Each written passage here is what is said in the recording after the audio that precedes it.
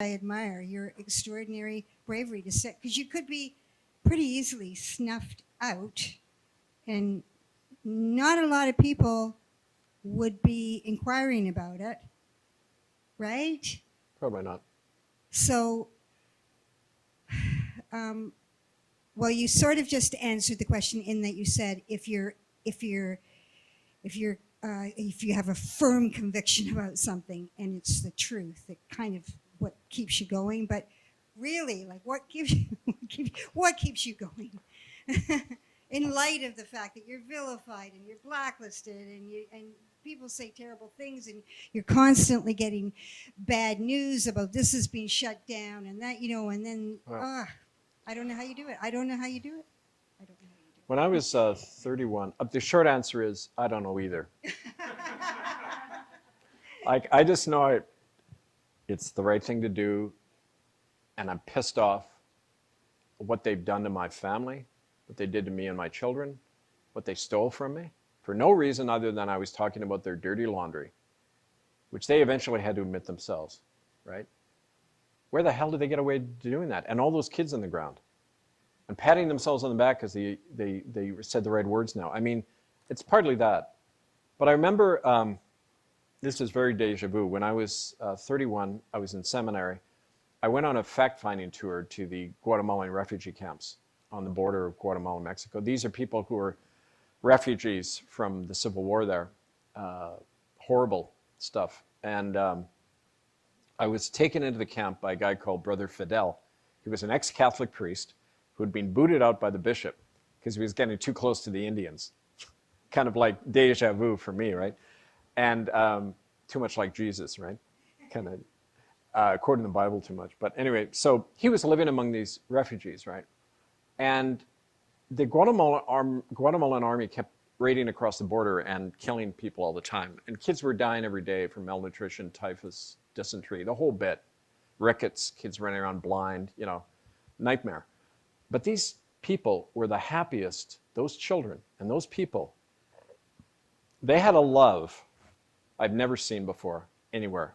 And when I came back to Canada, I felt it was barren. I felt like I'd come back to a dead zone because I didn't find people who were devoted to each other. They would die for each other. And they did all the time because they had nothing else.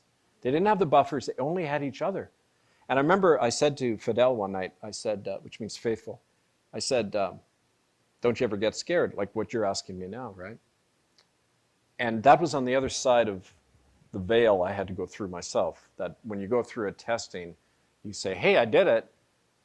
I'm stronger than I realize. I'm braver than I realize. We all go through that. When we discover that warrior in ourselves, right? Nobody can do it for you. You've got to find it on your own. But I said to him, don't you get scared? And he said, yeah. And he said, I got in my Land Rover and drove away once. I got in my Land Rover and drove away once from the refugee camp.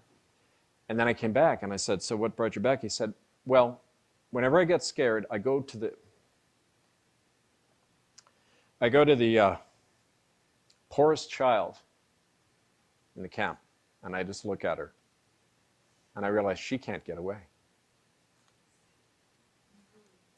And she gives me the courage to last another day. And that's my friends who died, okay? That's Harry Wilson. These people were all he was killed by the Vancouver police, beaten. Bingo Dawson.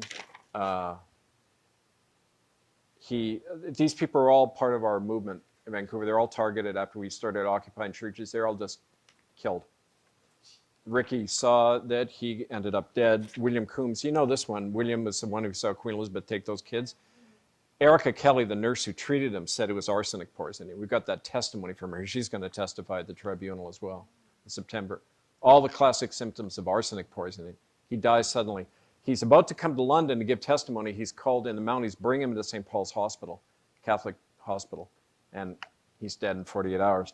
So these are my brothers, sisters, right? They keep me going every day. So does Maisie, right? Because you find out you're bigger than yourself, right? I mean, exactly. It's for all of them, for all of us. And we find that among ourselves. And I just want to, before I get to you, another beautiful story about William. They used to hold him at the Kamloops and Mission Catholic schools, they had him on a rack at night, like a rack. And the priest would sodomize him with a cattle prod, right? Because he was a spirit dancer. He was a spirit dancer. And they would target the traditionalists, the ones with the sacred knowledge. And they would destroy them. That was the whole point. So they really targeted William. And he couldn't even go near a Catholic church. He couldn't hear the sound of a church bell. He'd start getting sick, right? So we go into Holy Rosary Cathedral one morning. There's about 50 of us. I'm the only white guy there. We show up, and normally the cops and the Knights of Columbus are surrounding the church to keep us out, right? Nobody there that morning, and the doors are standing wide open. So I say to everybody, this is a sign, we got to go. So we walk in to the cathedral during the Mass, and we got our banner, all the children need a proper burial, right? And we stand at the front of the cathedral, and everyone is just gobsmacked. They don't know what to do, right? The people in the pews are kind of interested, right?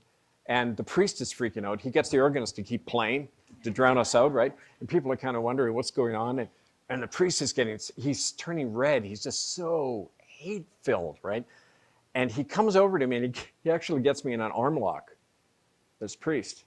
And he said, we're asking you to leave. And I said, we've asked you where you buried the children you killed. And he goes, "Pah!" And he walks off. He just leaves, right? And so we're just standing there with the banner, and the people are just don't know what to do. And I'm looking out, and there in the pews is William. He's got these flyers, and he's handing them out to people with this big smile on his face. I said, holy shit, like William. And the elders start drumming. They kind of sense when the cops were coming, so we walk out. And as we walk out, everybody stands up. That Catholic population there, they all stand up. They knew the right thing to do, right? So we get out there, and everyone's so happy, right? And the cop comes running up, lumbering up, and he said, you can't go in there. I said, well, I already did. Sorry, you should get here quicker next time, right? And I said, by the way, read this. And I gave him a leaflet, right?